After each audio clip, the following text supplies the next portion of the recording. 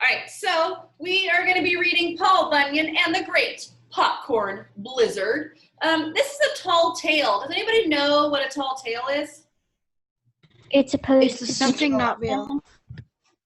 Fake fairy tales. It's fake, it's made up. Yeah. What else do you know about tall tales? It's supposed to teach you a lesson. They might have been true at some point, but it's been told so many times through the communities that it might not be true anymore. Okay. They also usually have a lot of exaggeration in them. Tall tales usually have some like extreme exaggeration. So, for example, like Paul Bunyan, he was known to be this huge man, like 10 feet tall, like extra, like a large man. And he had Babe, his blue ox, that was this ginormous ox that went everywhere with him. So probably not the case, probably didn't really happen in true life, but they are used to explain, kind of like Spencer was saying, to explain why some things have happened or why some things in nature look the way they look. So let's read about Paul Bunyan and the Great Popcorn Blizzard. Morgan, you are my first one asking to read. Way back in the olden days, Paul Bunyan traveled through the great Midwest with his sidekick Babe, the blue ox. At that time, the land was covered with forests as far as the eye could see. Pioneers wanted to settle and farm the land, so Paul and Babe helped them out. The two began to clear the woods. Okay, and then Camden. With one swing of Paul's mighty axe, more than a dozen trees would fall like dominoes. The Babe would haul away the logs that would later be used to build homes. Soon Paul was hiring hundreds of men to help him clear the Midwestern forests. He and his men called themselves lumberjacks. Look, awesome, thank you. What do you guys think about this line right here? With one swing of Paul's mighty axe, more than a dozen trees would fall like dominoes. Exaggerating. Yeah, that's like huge exaggeration. That's huge exaggeration. Oh, I should have looked up how to spell this. I think it's G-G-E-R-A. A huge exaggeration, okay? There's also a simile. That's also a simile. You guys have learned about similes and metaphors before. You probably might, some of you might not remember. But similes are those comparisons of things when they use the word like or as. So this is a simile because it has the word like, and it's using how the dozen trees would fall, and it's comparing it to dominoes. So that is a great example of a simile. Okay, the dozen trees would fall like dominoes. Awesome, some great figurative language. Emily, you're up. Paragraph 3. Okay. One spring, Paul and his team cleared giant oak trees from the forest of Iowa. Yep. So that farmers can plant corn. When summer came, the weather was so hot you could fry eggs on a rock. The corn stalks grew as tall as trees. The corn kernel grew so large they looked like balloons about to burst. Paul's lumberjacks complained that it was much too hot to work. Awesome. Some more great exaggerations, right? The weather was so hot, you could fry eggs on a rock. Now, sometimes it does get hot enough outside where you could fry an egg on the pavement.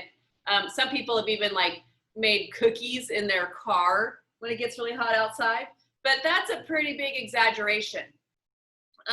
The corn stalks grew as tall as trees. Okay, corn we read grows about to be 10 feet tall. They're saying, no, this corn was 20, 30, 40 feet tall. The corn kernels grew so large they looked like balloons. Each kernel is that part that you eat. But they're saying, no, those kernels were so large they looked like balloons about to burst. That is some more exaggeration. We also have some metaphors in there. So hot you could fry eggs on a rock. That's a metaphor because they are comparing how hot it was to frying eggs on that rock, but they're not using the word like or as. That's the difference in a metaphor and a simile. Okay, this one, the corn stalks grew as tall as trees. That's our simile because we're comparing the corn stalks to trees and we've used the word as. Okay. How about the next one? The corn kernels grew so large they looked like balloons about to burst. Is that a simile or a metaphor? Simile. It's a Metaphor. simile, yeah, because they're comparing the corn kernels to balloons and they used the word like. So that one is also a simile. Such great figurative language in here. I love it. Anna, you're next to read.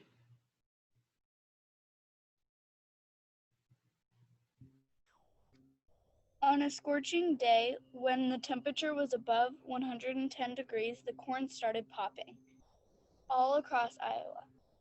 Corn kernels popped out of their ears. Soon the entire state was covered with popcorn, 13 feet deep.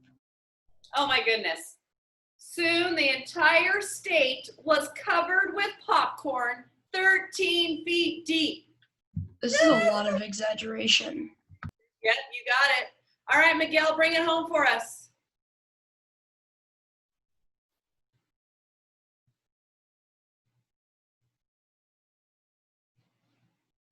Did I lose you, Miguel?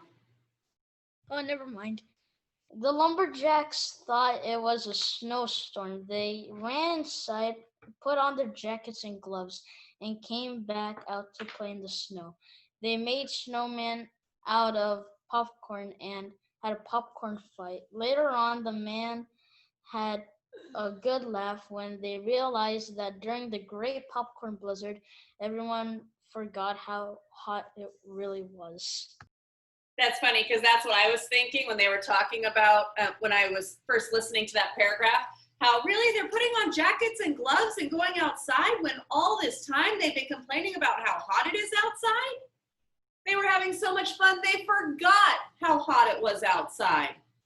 That must have been a lot of fun to forget that 110-degree day that made the corn start popping off the stalk. Kind of crazy. All right, let's take a look at our benchmark slide for today. So let me bring that on up for you. Oh, that wasn't the one I wanted, but that's okay. Share my screen again, and we'll share this one. Today's the day where you do 2 slides. You have the one with some activities to do, and then you have the one that's the definition slide. Today, we're going to be analyzing the 2 different stories that we've read. So we're going to be looking at the past and future of a crop and the structure of a corn plant.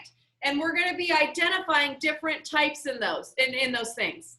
So the first one is the text type. And guess what, guys? You can find that in the upper right-hand corner of each story, right?